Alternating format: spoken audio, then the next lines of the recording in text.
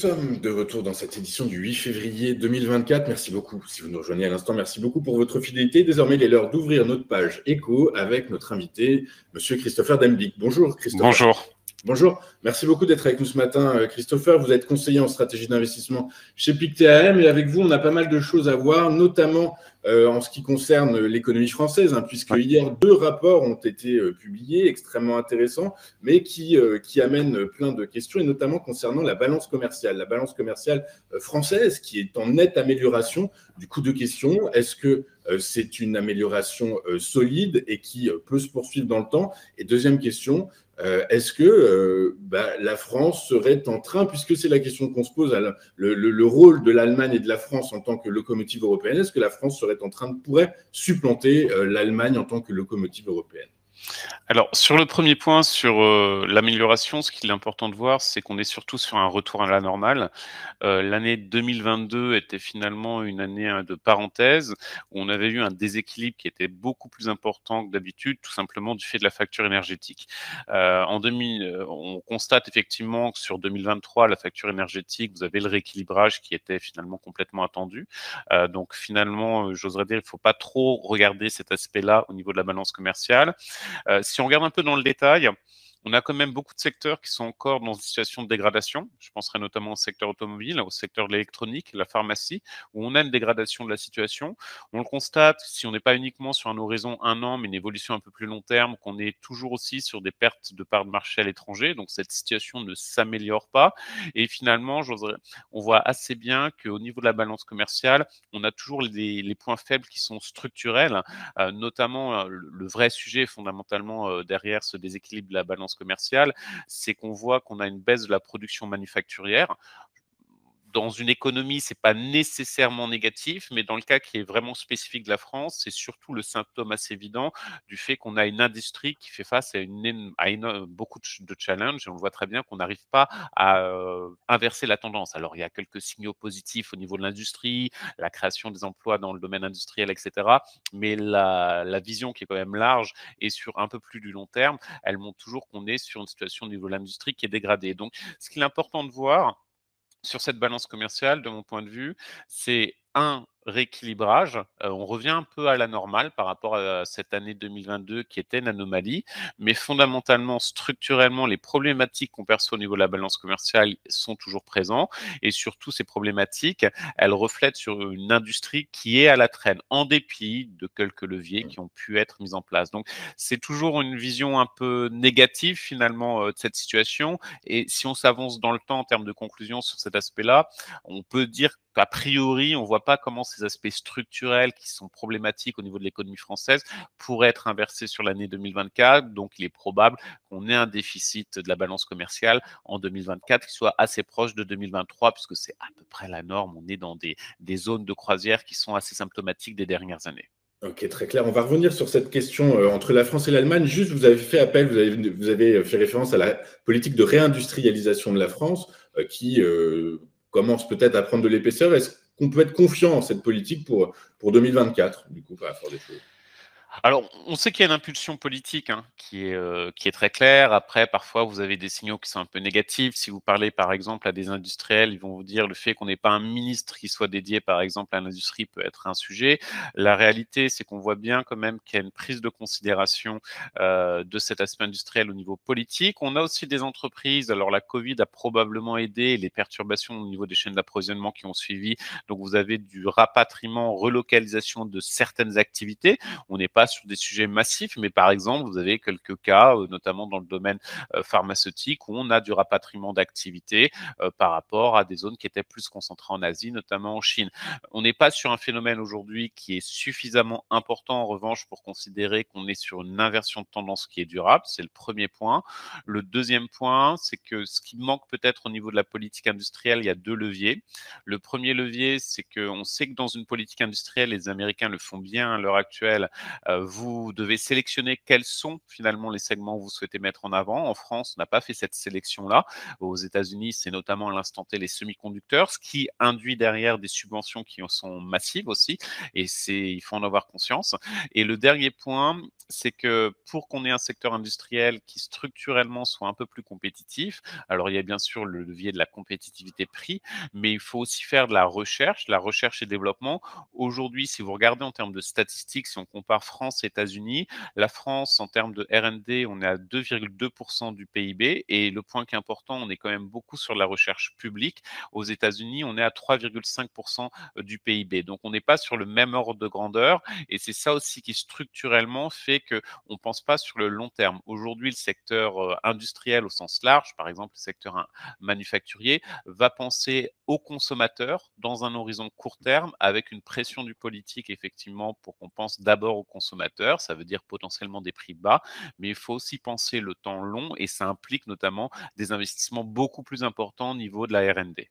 Ok, on va voir dans un instant que probablement ce ne sera pas le cas, en tout cas pour 2024. Du coup, par la force des choses, ma question était de savoir où est-ce que se situe la bataille, j'oserais dire, entre la France et l'Allemagne pour la première place de l'économie européenne. Du coup, par la force des choses, si je comprends bien, même si l'Allemagne souffre, la France structurellement ne sera pas en mesure de supplanter l'économie allemande, a priori. Exactement. Alors bien sûr, les indicateurs allemands, le gouvernement allemand, tous les instituts d'études, de sondage, etc., tout ça va dans le même sens. C'est compliqué pour l'Allemagne à l'instant T.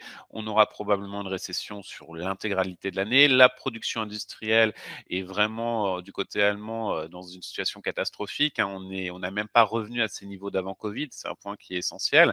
Mais derrière cela, ce qu'il faut bien voir, c'est, on parle de 2024, mais structurellement, l'économie allemande a indéniablement beaucoup plus de capacité à se redresser à long terme et à conserver cette première place européenne que la France. Je vous donne un seul exemple dans ce domaine-là.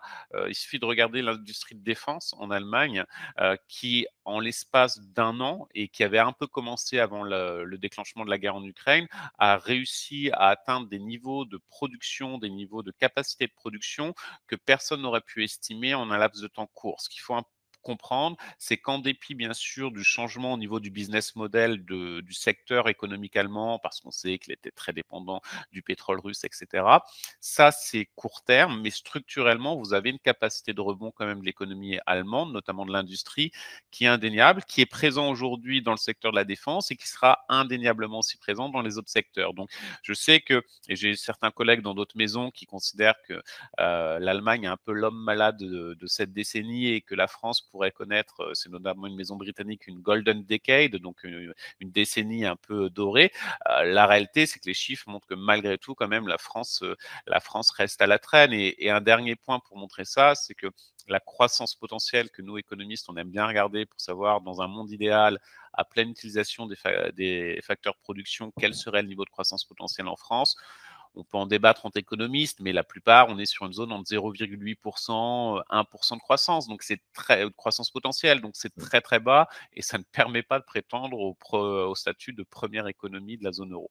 Oui, et ce d'autant plus que hier, l'INSEE a publié une note dans laquelle elle nous fait part de sa prospective pour le premier semestre 2024, note dans laquelle elle estime que c'est la consommation des ménages français qui va booster une croissance qui sera timide, hein, timorée, plus 0,2% durant les 2 premiers trimestres.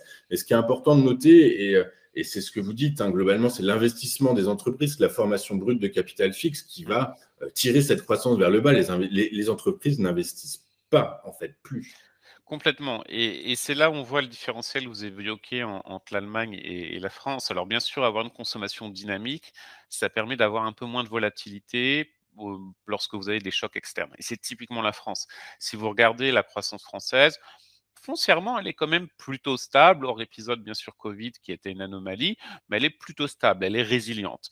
Mais si vous voulez avoir une économie qui soit compétitive, qui soit en mesure sur du long terme de gagner des parts de marché, puisque ça relie à la question de la balance commerciale, il faut que ce soit une économie qui sélectionne d'abord plutôt l'investissement. Et c'est justement ce que fait l'Allemagne, ce qui permet d'être optimiste à moyen long terme sur l'Allemagne. Donc il y a des choix qui sont différents. Ça ne veut pas dire bien sûr que le cas allemand est certainement un peu trop radical, c'est-à-dire il y a trop d'investissement sur l'investissement, il y a trop justement de focus sur l'investissement, il faudrait recentrer sur la consommation. Mais en tout cas, le cas français est aussi radical dans l'autre sens, c'est-à-dire il y a un choix qui est fait d'avoir une économie structurée par la consommation. Alors, à l'issue de cette publication, on a le gouvernement, Bruno Le Maire, qui nous a fait part de son estimation de croissance pour le PIB français. Je sais que vous n'avez pas de boule de cristal, Christopher, mais ceci étant, je sais aussi que vous faites de la prospective. Du coup, quand le gouvernement français parle d'une croissance pour l'économie nationale de 1,4% en 2024, ça vous semble complètement démagogique ou ça s'appuie plutôt ça s'appuie sur des données dures et sur lesquelles vous, économistes, êtes confiants? Alors, on peut avoir un débat entre économistes, mais je crois que si vous consultez tous les économistes des principales banques, institutions, etc. françaises, je crois le plus pessimiste est à 0,5% de croissance cette année. Nous, chez Pictet, on est à 0,8% de croissance et le plus optimiste doit être à 1% de croissance. Qu'est-ce que je veux dire par là? C'est que personne aujourd'hui ne considère que le niveau de 1,4% de croissance qui est présenté soit crédible et appuyé par quelconque chiffre. Donc on sera dans tous les cas beaucoup plus proche, en tout cas inférieur à 1%, ce qui, alors vous me direz, entre 1%, voire 0,8 et 1,4%, ça ne change peut-être pas la donne. La réalité, c'est quand même, ça peut changer la donne, notamment en termes budgétaires, puisque c'est une prévision qui permet de faire le budget. L'autre point, c'est que les indicateurs qu'on a eus, même si la France au T4 2023 a échappé à la contraction du PIB, on est pile à zéro, les indicateurs pour le premier trimestre sont quand même très négatifs. On n'aura certainement pas de récession, mais on sera sur une croissance atone. Donc ça veut dire que 1,4%, il faudrait une performance incroyable sur les 3 derniers trimestres de l'année. Personne n'anticipe ça et on ne voit pas quel serait l'élément qui justement justifierait 1,4% de croissance. Donc effectivement, on comprend que l'approche du gouvernement est effectivement politique et que du coup, par force des choses, le discours est plus fait pour rassurer peut-être les investisseurs étrangers d'un côté, peut-être les ménages dans leur consommation, etc. Mais en tout cas, que pour vous, économistes, même si ça semble être à la marge, quand même, ça semble un peu présomptueux. Christopher, on va basculer sur un autre sujet qui est celui de l'immobilier commercial et notamment outre-Atlantique, puisque la semaine dernière, on a appris qu'une nouvelle banque régionale rencontrait de grosses difficultés. Hein. C'est la New York Community Bank Corp. Janet Yellen, dans la foulée, a dit que la situation était préoccupante, mais pas pour autant alarmante. Est-ce que c'est le cas? Première question, est-ce que c'est le cas, Christopher? Est-ce qu'il faut s'inquiéter d'une résurgence de cette crise bancaire aux États-Unis? Alors non, parce que foncièrement, elle n'a jamais disparu depuis, elle a commencé il y a à peu près 1 an de cela justement. Elle n'a jamais complètement disparu, simplement elle était moins le sujet d'attention des investisseurs. Sur l'immobilier commercial aux États-Unis, et on voit qu'il y a des effets de contagion. On a eu notamment une banque japonaise qui est très exposée à l'immobilier commercial américain qui a lourdement chuté en bourse. On sait que c'est un sujet, c'est pas nouveau, et notamment de mon point de vue, le sujet de l'immobilier au sens large, mais plus spécifiquement commercial, c'est aussi une des raisons pour lesquelles les banques centrales des deux côtés de l'Atlantique vont commencer à baisser leur taux directeur pour un peu réduire la pression. Mais est-ce qu'il y a un sujet derrière cela systémique? C'est-à-dire, est-ce qu'on peut considérer qu'on va avoir, même au niveau des banques régionales américaines, des faillites en série, etc. On n'est pas du tout sur ce scénario. Ce qui se profile fondamentalement du côté américain, c'est à peu près la même gestion fine qu'on avait connue dans les années 80 avec le secteur bancaire, et on était aussi sur un sujet immobilier, où finalement, un secteur bancaire qui est encore plus diversifié que ça ne l'est aujourd'hui, où vous avez eu des restructurations bancaires sur un peu plus d'une décennie, sans que ça ne crée d'électrochoc financier. Simplement, il faut juste que la Fed vérifie bien quelles sont les banques qui peuvent avoir des nécessités de soutien sous différentes formes d'ailleurs, et également le régulateur. Donc, pour nous, on est plutôt sur une restructuration dans le temps long de l'économie américaine et donc du secteur bancaire, donc spécifiquement de ces banques régionales qui sont très exposées à l'immobilier commercial. Ça n'induit pas, et vous aviez, souvenez-vous-en, il y a 1 an de cela, lorsque ça avait commencé à éclater, beaucoup disaient, ça y est, c'est l'argument pour la récession aux États-Unis. Les chiffres nous montrent que ça n'a pas été l'argument. Ce que vous voir, c'est une poche qui reste concentrée, qui est problématique, mais qui reste concentrée et qui aujourd'hui doit être simplement gérée sur le temps long. C'est un peu le même sujet que l'immobilier en Chine. Vous allez avoir toujours quelqu'un qui va vous dire, ça va être effondrement du jour au lendemain, mais ce qu'on constate, c'est qu'on est sur tout simplement une gestion fine du problème, avec quelques à-coups, mais ça ne crée pas de problématique qui soit systémique. On est vraiment sur cette vision aux États-Unis. C'est un sujet, il faut le regarder, mais il ne faut pas aussi amplifier le risque, sachant qu'on n'a aucun élément qui justifierait justement d'avoir une attitude très pessimiste à cet égard. Alors, on va basculer de l'autre côté de l'Atlantique, en Europe. Du coup, par la force des choses, hier, il y a une petite bombe qui a été publiée dans la presse allemande à propos du marché de l'immobilier commercial en Allemagne, puisque le premier prêteur national local a augmenté de 100% ses provisions pour risque de défaut de paiement. Du coup, par la force des choses, j'imagine aussi que le risque systémique n'est pas présent, que c'est juste des difficultés, des épidifficultés, si je puis dire, et qui seront prises en charge par le régulateur, soit le régulateur allemand, soit éventuellement la BCE, qui à un moment ou à un autre va probablement, comme vous dites, engager son pivot, et ce qui soulagera mécaniquement les bilans des banques. Ouais. La BCE peut effectivement intervenir via ce levier qui va commencer à compenser. Après, on sait très bien aussi que les États peuvent intervenir.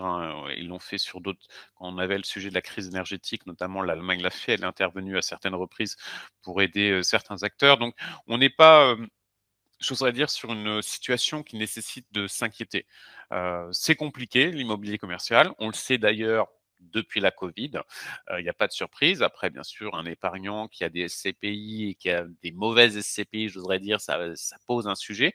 Mais fondamentalement, pour l'économie, pour les marchés financiers dans leur ensemble, ça ne l'est pas. Certainement d'ailleurs moins du côté européen encore que du côté américain. Donc, il n'y a pas de raison de s'inquiéter. Il faudra simplement gérer cet aspect. Les régulateurs le font objectivement très très bien à l'instant T.